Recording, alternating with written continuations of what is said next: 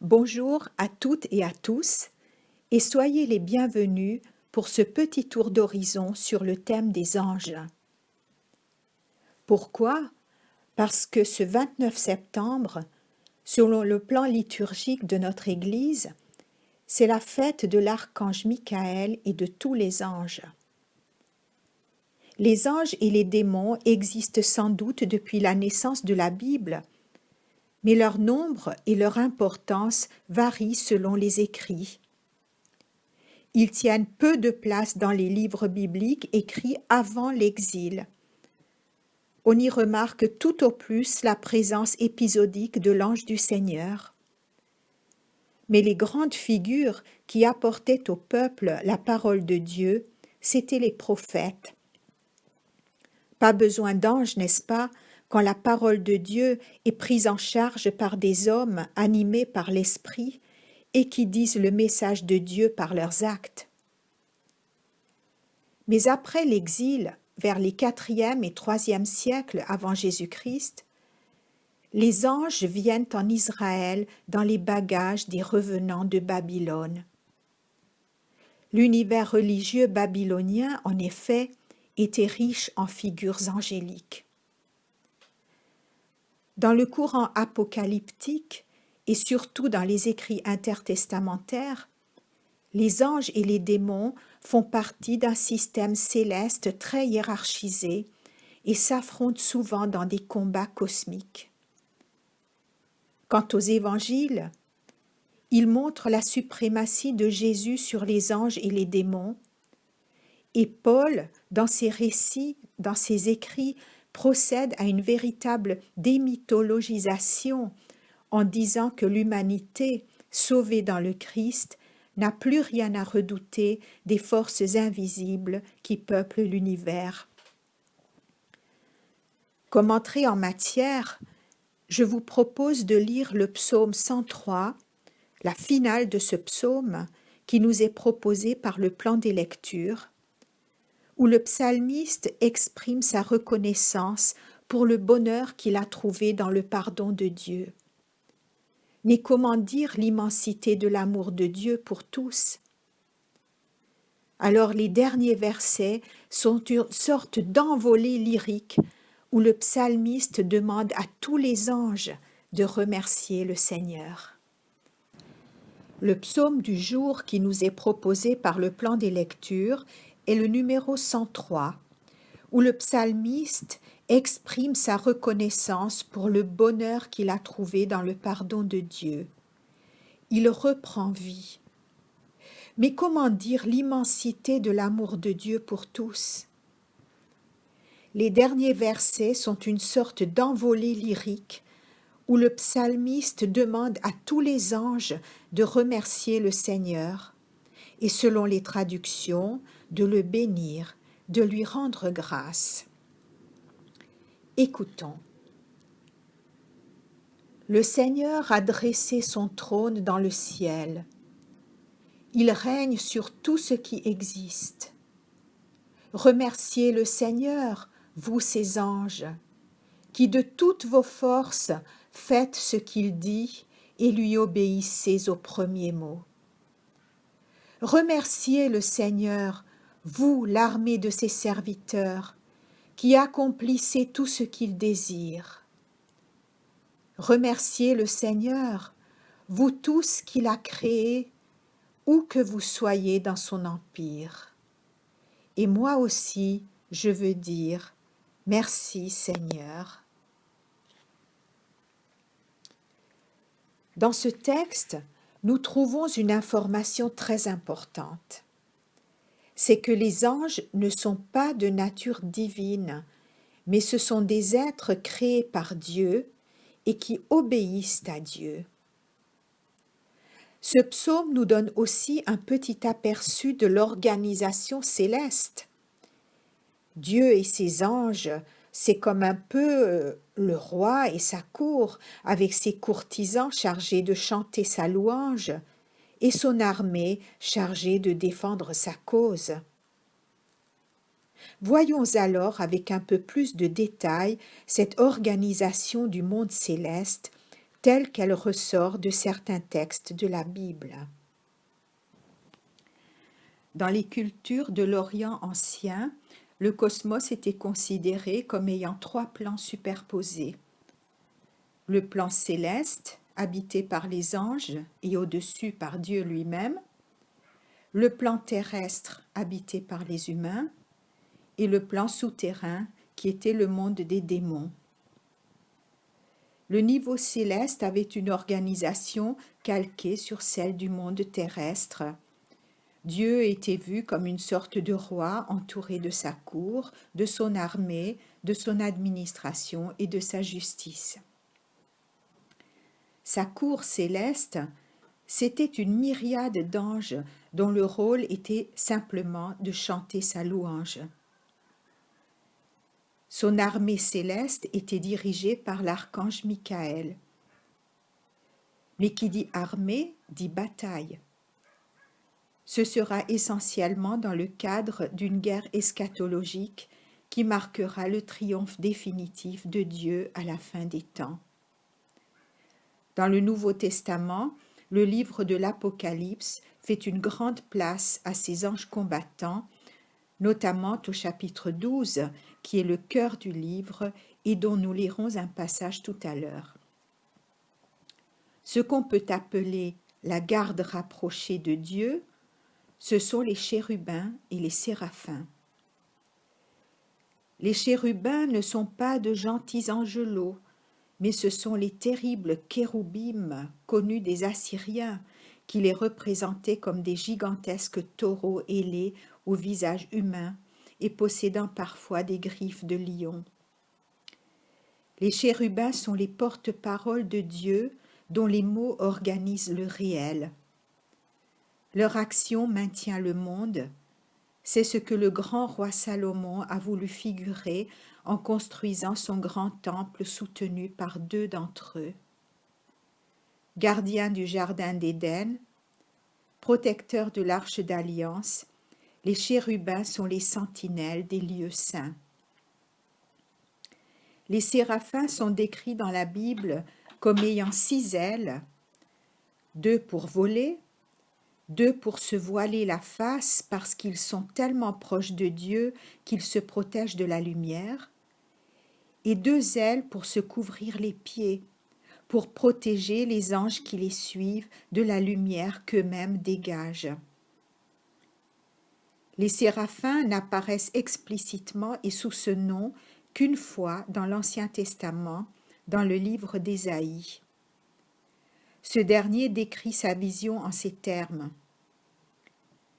Dans l'année où mourut le roi Osias, moi cependant je vis le Seigneur siégeant sur un trône haut et élevé, et les pans de son vêtement remplissaient le temple. Des séraphins se tenaient au-dessus de lui. Chacun avait 6 ailes. Avec 2, il tenait sa face couverte, et avec 2, il tenait ses pieds couverts, et avec 2, il volait. Et celui-ci appelait celui-là et disait « Saint, Saint, Saint est l'Éternel des armées, toute la terre est pleine de sa gloire. » Dieu a aussi à son service des anges qui assurent la gestion de son royaume. Ce sont des anges spécialistes et on pourrait presque dire techniciens. Ils sont chargés de la mécanique céleste, de tirer et pousser les planètes, de réguler les vents et la pluie. D'autres anges sont chargés de tenir les livres qui recensent les bonnes et mauvaises actions des hommes. Ce tribunal céleste possède un procureur. C'est le Satan chargé de l'accusation. Employé comme un nom commun, le Satan est un membre éminent de la cour céleste. Son rôle y est parfaitement légitime et il n'est pas hostile à Dieu. On le trouve par exemple au début du livre de Job, où il propose à Dieu de mettre Job à l'épreuve pour voir s'il a réellement la foi. Et Dieu lui permet d'envoyer toutes sortes de malheurs sur ce pauvre Job. Sur le plan judiciaire, on a aussi les anges chargés d'exécuter la sentence, avec l'ange exterminateur par exemple. Les textes rappellent ainsi au lecteur que le Seigneur a les moyens d'appliquer sa justice partout. Enfin, nous avons les anges conseillers et les messagers. Le conseil est composé des 4 anges les plus importants, les archanges, qui peuvent contempler le Seigneur en face à face et accéder à sa présence sans y être invités. Michael, c'est l'ange combattant. Son nom est une question. Qui est comme Dieu? Il lutte pour l'unicité de Dieu. Il est l'archange d'Israël et plus tard de l'Église. Gabriel, l'ange de l'Annonciation, est l'ange messager par excellence, qui a toute une cohorte d'anges autour de lui, ce qui signifie qu'il intervient partout et toujours sans limite, non seulement en Israël, non seulement dans l'Église, mais partout. Raphaël, dont le nom signifie « Dieu guérit », est nommé dans le livre de Tobie. Raphaël est l'ange accompagnateur sur le chemin de la croissance. Il est celui qui fait la cure d'âme dans les temps de crise personnelle. Uriel veut dire « Dieu est ma lumière ». Il est l'archange du séjour des morts qui accompagne le défunt à l'heure de sa mort. Enfin, le Seigneur peut envoyer des anges pour une mission particulière. Ce sont les messagers, en grec « angelos ». Ce peut aussi être un des archanges. On connaît bien l'archange Gabriel, le spécialiste des annonciations. Il a aussi été missionné pour expliquer sa vision à Daniel. Raphaël est un ange gardien qui est chargé de protéger tel ou tel juste dans ses épreuves. Et les démons, me direz-vous? Les textes bibliques sont très sobres là-dessus. Ils constatent l'existence de démons ou d'esprits impurs, mais ne donnent pas de détails sur eux. Ils ont des noms divers, souvent empruntés aux peuples païens voisins d'Israël, Belzéboul, Asmodée. Au seuil du 1er siècle, le monde démoniaque est structuré autour de Satan, employé comme un nom propre. Et là, c'est un ange déchu qui va assumer le rôle de tentateur, hostile à Dieu et aux hommes qui lui sont fidèles. Pour conclure cette partie, on peut dire que la société judéo-chrétienne de l'Antiquité était tributaire des cultures voisines de l'Orient ancien. Pour eux, l'homme ne vivait pas isolé sur sa planète au sein d'un cosmos vide à perte de vue. Il faisait partie d'un univers complexe avec des mondes qui pouvaient interagir avec celui des hommes, le monde des anges et des démons. Ça relevait d'une conception très dualiste de la création, avec d'un côté les entités fidèles à Dieu et de l'autre celles qui lui étaient hostiles. Il se peut même que les anges et démons soient issus des divinités païennes, recyclées en quelque sorte par un judaïsme strictement monothéiste. On verra plus tard que les évangiles et l'apôtre Paul mettront définitivement les choses au point. Alors, faut-il croire aux anges? On peut, bien sûr, à condition de ne pas les prendre pour des dieux, car ils ne le sont pas. D'ailleurs, il s'agit peut-être moins d'y croire que de les prendre au sérieux et d'écouter ce qu'ils ont à nous dire. Car ces figures littéraires ont une forte charge symbolique qu'il nous faut alors interpréter. Les récits bibliques qui parlent des anges racontent souvent une expérience humaine d'ordre spirituel. Alors les anges peuvent nous aider à nommer et à mieux comprendre notre propre vécu intérieur.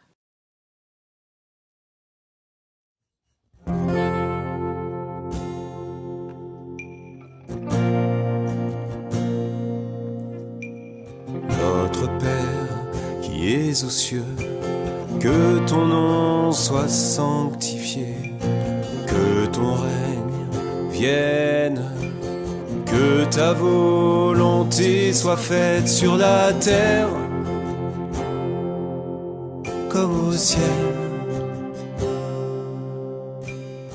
Et donne-nous aujourd'hui notre pain de chaque jour.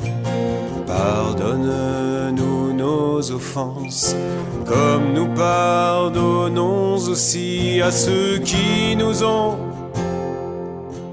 offensés. Et ne nous soumets pas à la tentation, mais délivre-nous du mal, car c'est à toi qu'appartiennent le règne, la puissance et la gloire, pour les siècles des siècles. Amen.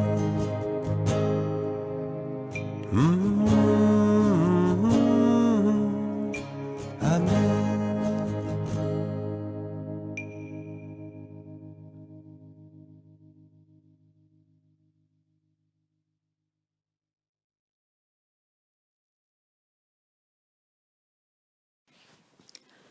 Voici le plan de la suite de l'exposé que je vous propose. Nous verrons en Genèse du chapitre 21, versets 8 à 21, l'histoire d'Agar et de son fils Ismaël dans le désert, avec un exemple de l'ange du Seigneur.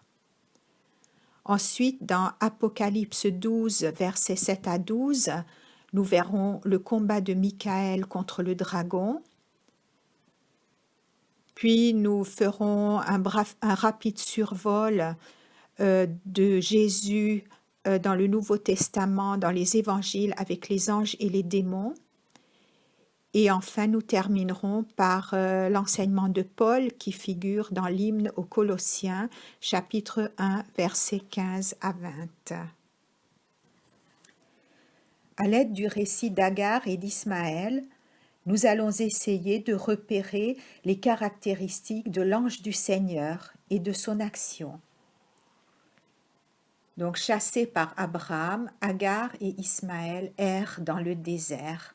Je vous lis un extrait de Genèse 21. Quand l'eau de l'outre fut épuisée, elle jeta l'enfant sous un buisson et alla s'asseoir vis-à-vis, loin comme une portée d'arc. Elle se disait en effet, « Je ne veux pas voir mourir l'enfant. » Dieu entendit les cris du petit, et l'ange de Dieu appela Agar et lui dit, « Qu'as-tu, Agar ? Ne crains pas, car Dieu a entendu les cris du petit, là où il était. Debout, soulève-le et tiens-le ferme, car j'en ferai une grande nation. » Dieu dessilla les yeux d'Agar, et elle aperçut un puits, et fit boire le petit. La première caractéristique, c'est que l'ange du Seigneur intervient souvent dans une histoire où il y a un enjeu de vie et de mort, comme ici. Mais cela peut être aussi un problème de stérilité, de persécution, de désespoir ou de servitude. En tout cas, l'ange du Seigneur affirme toujours le triomphe de la vie sur la mort. La deuxième caractéristique, c'est que l'ange du Seigneur se manifeste presque toujours dans le cadre d'une relation particulière, dans des textes qui font le récit d'une expérience personnelle. Ici, il rencontre une femme accompagnée de son enfant. La troisième caractéristique, c'est que l'intervention de l'ange est introduite brièvement par le narrateur, sans que la façon dont il est perçu soit détaillée. On ne le voit pas venir et il n'est pas attendu. Par exemple ici, l'ange de Dieu appela Agar et lui dit. La quatrième caractéristique, c'est que la présence de l'ange ne fait l'objet d'aucun commentaire, ni de la part du narrateur, ni des personnages. Jamais les personnages ne s'étonnent, ne questionnent l'ange sur sa présence. Il est intéressant aussi de noter que lorsque l'ange apparaît dans une situation de détresse, ce n'est jamais parce que le personnage aurait prié ou formulé une demande à Dieu. L'ange intervient dans une situation où au mieux on n'attend rien et au pire on n'attend plus rien. L'ange de Dieu s'introduit volontiers là où il n'y a plus aucun espoir. La cinquième caractéristique, c'est que ce qui est au cœur du récit, c'est le déplacement que l'intervention de l'ange opère pour le personnage qu'il vient rencontrer. D'une parole, d'un geste, l'ange vient promettre, ouvrir un chemin, relever, donner. Là encore, le plus souvent, le personnage obéit sans beaucoup questionner ou discuter. Nous voyons ici, il est écrit, « Quand l'eau de l'outre fut épuisée, elle jeta l'enfant sous un buisson et elle alla s'asseoir vis-à-vis, loin comme une portée d'arc. Elle se disait en effet, je ne veux pas voir mourir l'enfant. » La mort envahit tout son champ de vision. Cacher son enfant pour ne plus le voir, n'est-ce pas, alors qu'elle est tout occupée par lui, ne plus pouvoir rien voir? Dieu dessilla les yeux d'Agar et elle aperçut un puits et fit boire le petit. La simple invitation à se lever, avec la forte symbolique de ce geste dans la Bible, ouvre les yeux d'Agar. Dieu dessit ses yeux. Elle aperçoit soudain le puits, là, tout proche, que la vue de son fils mourant l'empêchait de voir. Ailleurs, le scénario sera le même pour Abraham. Les paroles de l'ange qui lui ordonne de ne pas tuer son fils Isaac sont immédiatement suivies de cette phrase « Abraham leva les yeux et vit un bélier ». Comme si l'ange venait élargir le champ de vision de ceux qui le rencontrent, les engager sur le chemin d'une vie nouvelle qu'ils ne soupçonnaient pas ou qu'ils ne pouvaient plus envisager. La sixième caractéristique, c'est que l'ange du Seigneur est une figure qui respecte la transcendance de Dieu.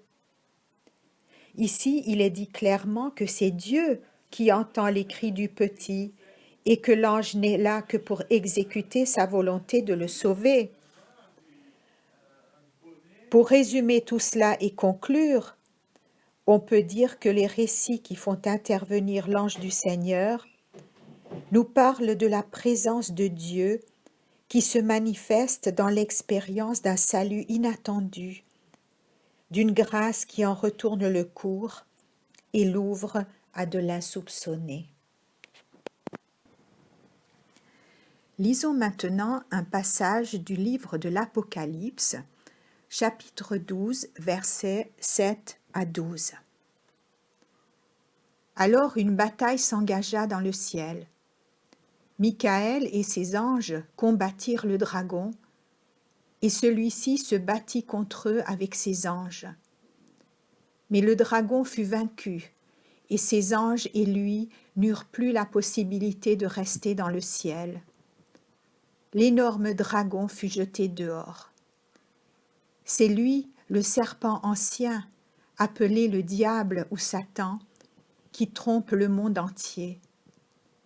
Il fut jeté sur la terre et ses anges avec lui. Puis j'entendis une voix forte dans le ciel qui disait « Maintenant le temps du salut est arrivé. Maintenant notre Dieu a manifesté sa puissance et son règne. Maintenant l'autorité est entre les mains de son Messie. Car il a jeté dehors l'accusateur de nos frères, celui qui les accusait jour et nuit devant Dieu. C'est pourquoi, réjouissez-vous, cieux, et vous qui les habitez. Mais quel malheur pour vous, terre et mer! Le diable est descendu vers vous, plein de fureur, car il sait qu'il lui reste très peu de temps. » C'est vers 98 que Jean écrit le livre de l'Apocalypse, alors qu'il était relégué à l'île de Patmos par le pouvoir romain à cause de sa foi. Le mot « apocalypse » désigne l'action de retirer un voile. C'est un dévoilement, une révélation. Un auteur d'Apocalypse se présente comme un voyant. Il dit avoir été témoin de scènes mystérieuses, projetant une lumière inattendue sur les événements vécus par ses lecteurs. Il a en quelque sorte vu le dessous des cartes, cachées aux simples mortels. Il fait part de la révélation qui lui a été faite afin de ranimer le courage des persécutés, de remettre les égarés dans la voie droite. À travers des images pleines d'allusions aux difficultés de l'époque, il montre en effet comment celles-ci ne sont que la manifestation d'un gigantesque combat engagé dans l'ensemble du cosmos entre les forces divines et les puissances du mal. Il fait entrevoir que Dieu est en train de triompher et donc que les épreuves des élus vont bientôt cesser.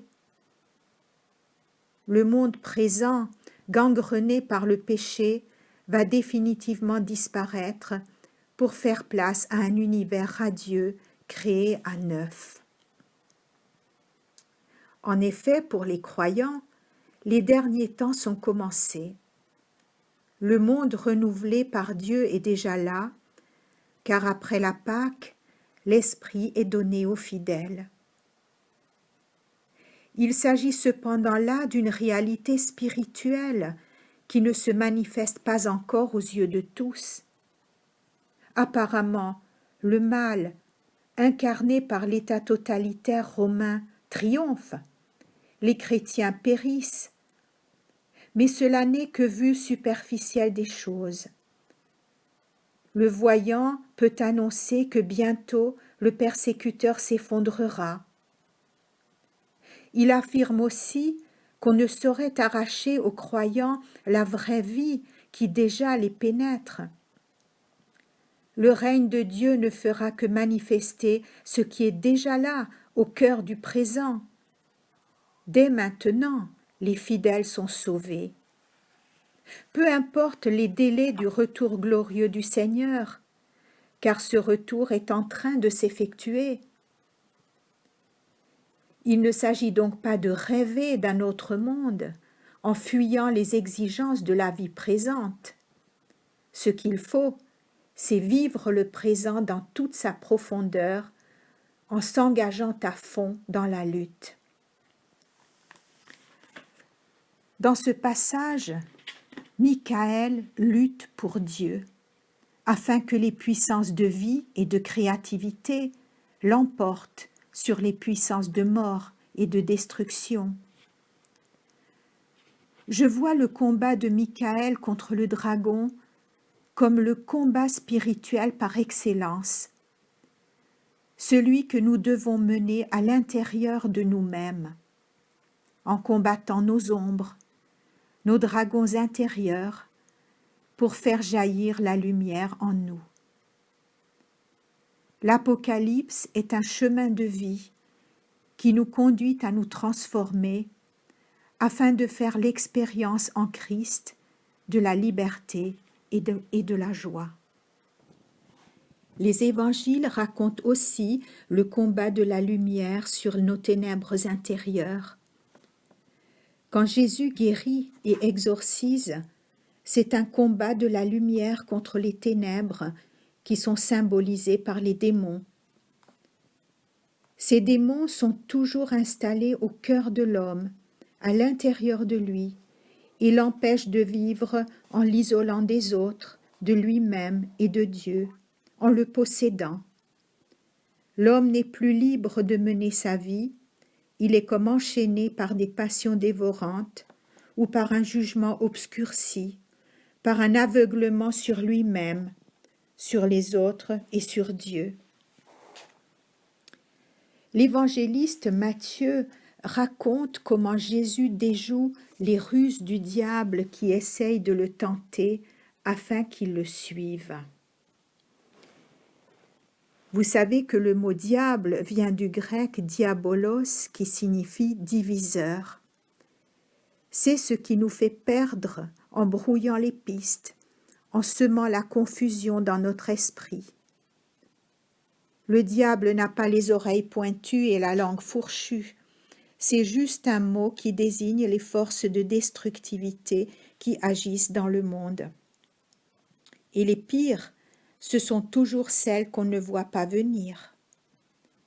Le diable, c'est le plus souvent le mal ordinaire, non pas celui qui est voulu et prémédité et donc évident, mais celui par lequel nous nous retrouvons piégés à notre insu. Lorsque le diable s'adresse à nous, il nous prend facilement par nos faiblesses. Mais quand il s'attaque à Jésus, le diable se fait théologien. D'abord, il défie Jésus de changer les pierres en pain. C'est une allusion au livre de l'Exode qui raconte que durant sa marche dans le désert, le peuple hébreu put subsister grâce à la manne qui tombait chaque jour du ciel. En détournant ce miracle de son contexte et en l'interprétant uniquement au sens littéral et matériel, le diable emploie sa technique de manipulation préférée. Mais Jésus ne se laisse pas prendre au piège. Il lui répond : « Ce n'est pas seulement de pain que l'homme vivra, mais de toute parole sortant de la bouche de Dieu. » Ce faisant, il rétablit le sens profond et spirituel du miracle de la manne. Ce pain tombé du ciel, ce n'était pas qu'une simple nourriture pour les estomacs, c'était le symbole de la fidélité absolue de Dieu, qui libère et qui sauve. Et c'était donc aussi un appel à la confiance. La manne devait produire le miracle dans le cœur des hommes, la foi en la parole de vie, la foi qui permet de tenir bon dans l'épreuve. Matthieu nous fait comprendre au passage que les miracles que va opérer Jésus durant son ministère, ce ne seront jamais des tours de passe-passe, jamais des actes de magie. Rappelons-nous, quand il remettait quelqu'un debout, il disait « Va, ta foi t'a sauvé ». Il ne fera jamais non plus de miracle dans son intérêt personnel, mais seulement pour guérir et sauver les autres. La seule puissance qu'il voulait servir était la puissance de l'amour. Mais le diable ne s'avoue pas vaincu. Il transporte Jésus au sommet du temple de Jérusalem et lui demande de sauter. « Il ne t'arrivera rien, puisqu'il est écrit « Il donnera pour toi des ordres à ses anges pour t'éviter de heurter du pied quelque pierre. » C'est un extrait du psaume 91. Nous constatons encore la même technique manipulatoire qui consiste à prendre un verset biblique au pied de la lettre et à l'éloigner de son contexte. Le psaume 91 C'est un chant tout en poésie et en symboles qui célèbre la paix intérieure que Dieu accorde à ceux qui placent leur confiance en lui. Il ne faut pas l'interpréter au sens littéral pour croire que celui qui a la foi est comme par miracle protégé de toute difficulté. On n'échappe pas à la morsure du réel parce qu'on a la foi, mais nous la supportons mieux parce que nous nous sentons accompagnés par le Christ, parce que nous nous sentons portés. Nous n'avons plus à tenir à la vie, car nous sommes tenus. La réponse de Jésus, « Tu ne mettras pas Dieu à l'épreuve », comporte une exigence éthique et signifie « Tu prendras tes responsabilités ». Tu ne t'abriteras pas derrière la parole d'amour pour faire le mal, car la décision de faire grâce appartient à Dieu seul. Alors, à bout d'arguments théologiques, le diable dévoile enfin ses cartes. Il ne cite plus la Bible, il parle en son propre nom. Et il propose à Jésus un marchandage, qui est une pure et simple tentative de corruption. Si tu te prosternes devant moi, je te donnerai le pouvoir sur le monde entier. Ce que Jésus refuse énergiquement, en chassant le diable et en citant le premier commandement, « Tu n'adoreras que Dieu seul ». Non, Jésus ne sera jamais habité par le désir de toute puissance. Mais son refus de la proposition du diable signifie aussi, et c'est très important, qu'il n'a pas l'intention d'imposer le royaume de Dieu par la force. Beaucoup de Juifs de son temps espéraient un Messie révolutionnaire qui chasserait les Romains et imposerait son propre règne. Plus d'un rêvait sans doute de prendre leur revanche. Ainsi, les anciens opprimés deviendraient les nouveaux oppresseurs. La roue a souvent tourné ainsi dans l'histoire, et toujours dans des bains de sang. Nous voyons qu'à travers ce récit des tentations de Jésus, l'Évangile ne nous ramène pas au niveau de la petite morale. Il nous fait aussi prendre conscience de la façon dont une religion peut être pervertie. Ce sujet nous parle hélas beaucoup en ce moment, à cause de tous les crimes et attentats perpétrés au nom d'une religion. Nous y retrouvons tous les ingrédients explosifs de notre récit. Une interprétation littérale des textes sacrés, ce qui permet facilement d'instrumentaliser la religion et de s'en servir comme d'une arme. Des gens qui tuent et se tuent au nom de leur Dieu et qui croient naïvement s'arroger ainsi un droit d'entrée immédiat au paradis. Enfin, des puissants qui veulent dominer le monde et qui manipulent par le biais de la religion des gens attirés par la violence ou assoiffés de revanche sociale. La réponse à ces actes de violence relève bien sûr de la responsabilité politique. Mais ce passage recommande aussi la vigilance devant toutes les manipulations malveillantes dont nous pouvons être l'objet. Notre époque n'est-elle pas celle de la manipulation généralisée, à très grande échelle, grâce notamment aux moyens modernes de communication, la télé, l'Internet, les téléphones portables, avec la publicité trompeuse, les propagandes mensongères, les opinions de tous étalées sur les réseaux sociaux. En tant qu'individus, en tant que chrétiens, nous ne pouvons que rester vigilants devant toutes les attaques du mal et surtout suivre le Christ qui assuma toute notre condition humaine jusqu'à la mort, qui n'endossa jamais les habits diaboliques d'un guerrier de la foi, mais qui se présenta comme un prince de la paix, une sorte de médecin itinérant de Galilée, qui, loin de causer des blessures, les guérit, qui préféra soulager la misère au lieu de l'utiliser à des fins politiques, et qui proclama non le combat militant, mais la grâce et le pardon pour tous. Nous lisons la lettre de Paul aux Colossiens, chapitre 1, versets 15 à 20. Le Christ est l'image visible du Dieu invisible. Il est le Fils premier-né, supérieur à tout ce qui a été créé. Car c'est par lui que Dieu a tout créé dans les cieux et sur la terre, ce qui est visible et ce qui est invisible, puissance spirituelle, domination, autorités et pouvoirs. Dieu a tout créé par lui et pour lui. Il existait avant toutes choses, et c'est par lui qu'elles sont toutes maintenues à leur place. Il est la tête du corps qui est l'Église. C'est en lui que commence la vie nouvelle. Il est le Fils premier-né, le premier à avoir été ramené d'entre les morts, afin d'avoir en tout le premier rang.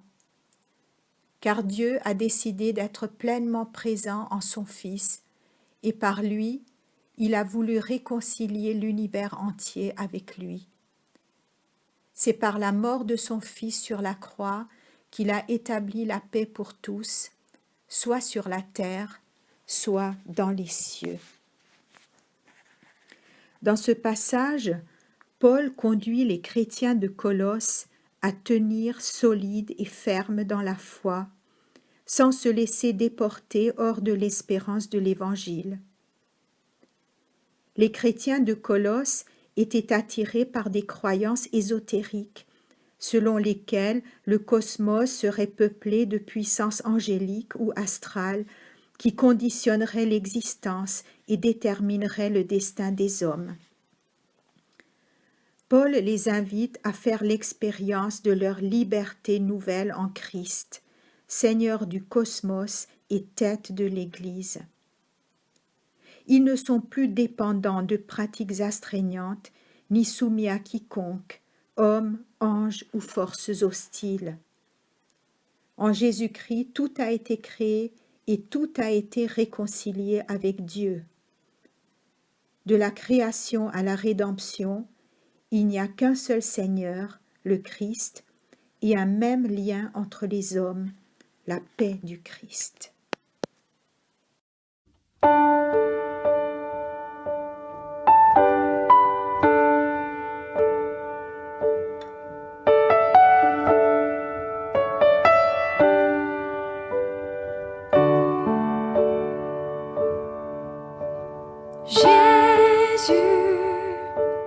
Sois le centre, sois ma lumière, sois ma source, Jésus.